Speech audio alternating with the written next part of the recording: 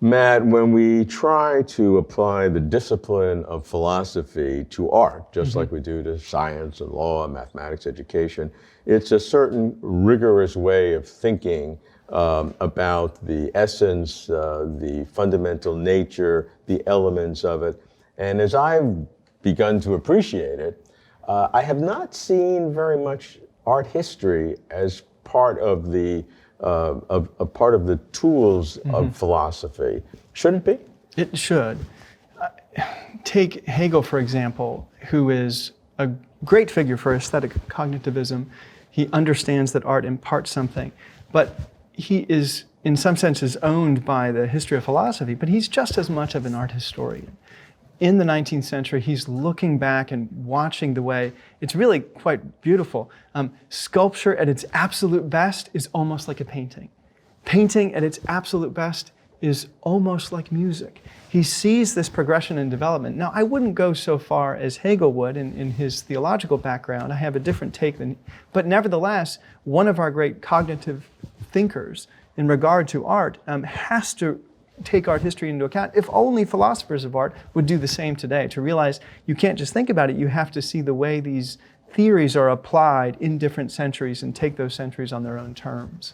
And how do you do that? Because that's always a challenge, not to impart our sensibilities to the historical analysis. I see that in science a lot, that people make fun of Aristotle's physics, but you can see that in his time, it really sort of made sense within that context. Right. So how do you analyze art history to be sure that you're getting that proper context? Travel and time.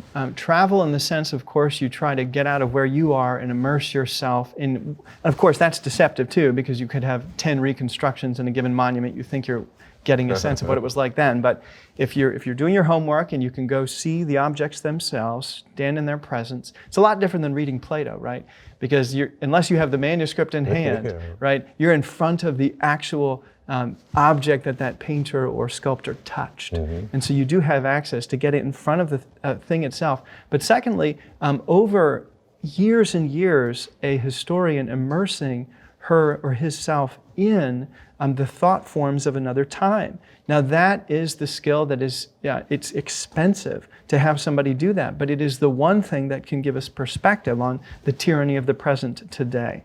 So you have to, in some senses, enable someone to immerse in the 18th century, to imaginatively inhabit it. I say to my students that what it means to be educated, you should be able to inhabit a century on command. Not perfectly. The greatest historian in the world of the 18th century will never inhabit it perfectly.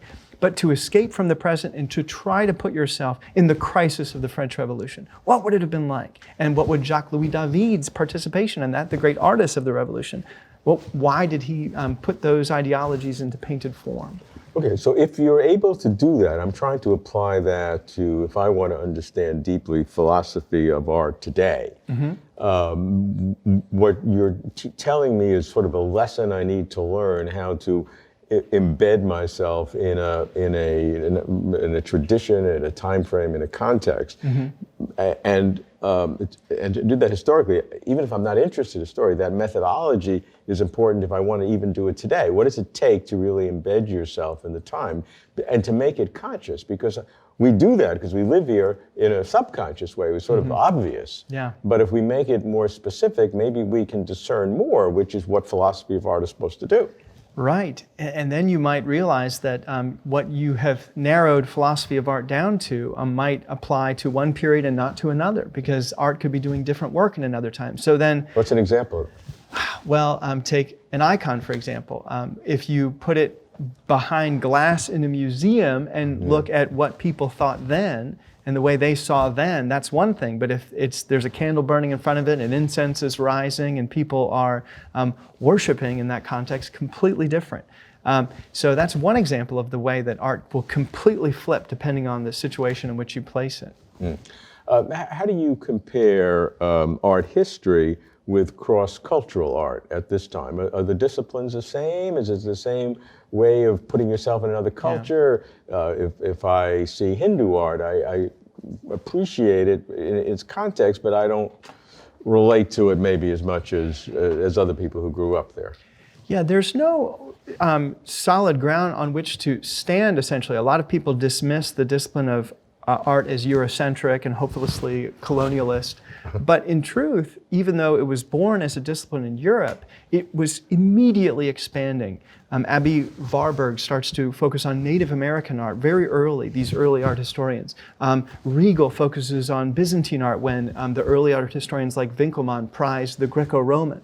So the discipline has always been expanding, and so the cross-cultural realities of art history are early and often, and they're only expanding increasingly today, because if you want to participate in another culture, which you can never do perfectly without being a part of it, the aesthetic might be the most immediate way of doing that. For example, if I take a pure philosophical take, I could say, well, that culture is primitive because it cannot speak in my verbal philosophical precision. Well, maybe that their intelligence is being conveyed in an aesthetic form, so you better be an art historian if you want to understand that culture and give it honor. Is it the same methodology that you use when you go back to the 17th century from now in the same location, or you go in the present time to another culture in India or China or other places? Is that the same methodology, or is there a difference? That's a great question, because there's a wonderful book called Larry Shiner called The Invention of Art, great one-stop shopping. And he, one of the first chapters is, the Greeks had no word for it. Art, techne, like there's no art. Like art, capital A, is an invention of the 19th century. And we're deceiving ourselves if we take that category and apply it indiscriminately to other centuries.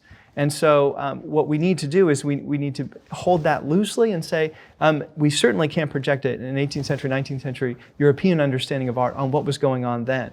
Definitely don't try to do that with Native American art. They didn't have a word for it either, because aesthetics pervaded their entire cosmos in the way that they lived their lives.